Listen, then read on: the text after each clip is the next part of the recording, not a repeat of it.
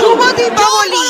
নৈহাটির বড় মাকে যারা দর্শন করতে আসতে পারোনি তারা ঘরে বসে এই ভিডিওটির মাধ্যমে দর্শন করো।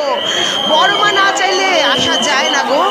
বড় মা চাইলে তোমরাও একদিন নিশ্চয়ই আসতে পারবে যারা ভিডিওর ওপর থেকে বড় মাকে আজ দর্শন করছো।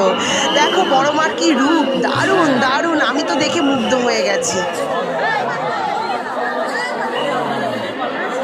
দণ্ডিকাটা কমপ্লিট হয়ে গেছে।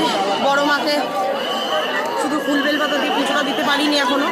দণ্ডি কেটে আসতে ওখানে বাড়ির লোককে অ্যালাউ করছিল না। যাক সম্পূর্ণ হলো, এত কষ্ট যেন সত্যি সফল হলো আজ। জয় বড় মা, জয় বড় মা।